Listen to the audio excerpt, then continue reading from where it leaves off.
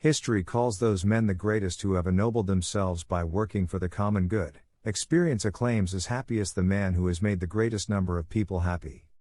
As Prometheus, having stolen fire from heaven, begins to build houses and to settle upon the earth, so philosophy, expanded to be the whole world, turns against the world of appearance. The same now with the philosophy of Hegel. Greek philosophy seems to have met with something with which a good tragedy is not supposed to meet, namely, a dull ending. Atheism reminds one of children, assuring everyone who is ready to listen to them that they are not afraid of the bogey man. Political economy came into being as a natural result of the expansion of trade, and with its appearance elementary, unscientific huckstering was replaced by a developed system of licensed fraud, an entire science of enrichment. The bureaucracy is a circle from which no one can escape. Its hierarchy is a hierarchy of knowledge. The bureaucrat has the world as a mere object of his action. This is a kind of mutual reconciliation society. Actual extremes cannot be mediated with each other precisely because they are actual extremes. But neither are they in need of mediation, because they are opposed in essence. All forms of the state have democracy for their truth, and for that reason are false to the extent that they are not democracy. Reason has always existed, but not always in a reasonable form. The philosophers have only interpreted the world, in various ways. The point, however, is to change it. Workers of the world unite, you have nothing to lose but your chains. Religion is the sigh of the oppressed creature, the heart of a heartless world, and the soul of soulless conditions. It is the opium of the people. The production of too many useful things results in too many useless people. History repeats itself, first as tragedy, second as farce. Capital is dead labor, which, vampire-like, lives only by sucking living labor, and lives the more labor it sucks. From each according to his ability, to each according to his needs. The theory of the communists may be summed up in the single sentence: abolition of private property. Democracy is the road to socialism. The oppressed are allowed once every few years to decide which particular representatives of the oppressing class are to represent and repress them. The more the division of labor and the application of machinery extend, the more does competition extend among the workers, the more do their wages shrink together. The ruling ideas of each age have ever been the ideas of its ruling class.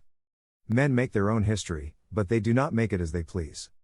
The rich will do anything for the poor but get off their backs. Reason has always existed, but not always in a reasonable form.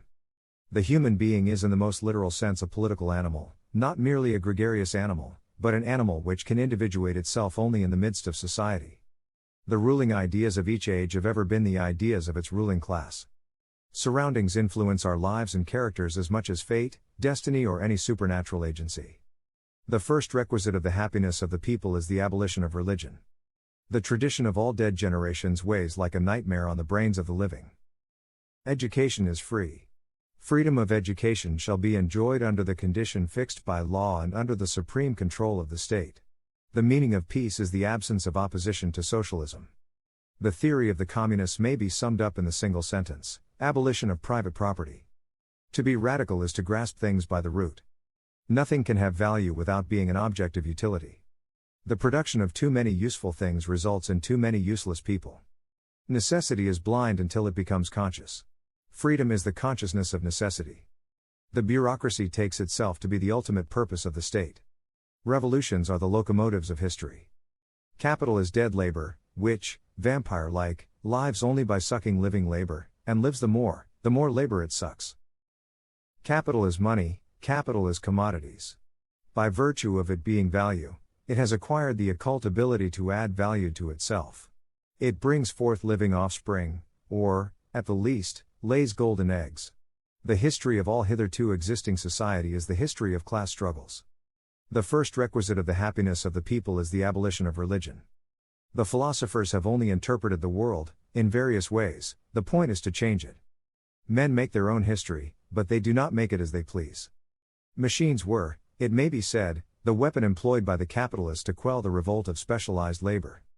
The oppressed should rebel, and they will continue to rebel and raise disturbance until their civil rights are fully restored to them and all partial distinctions, exclusions and incapacitations are removed.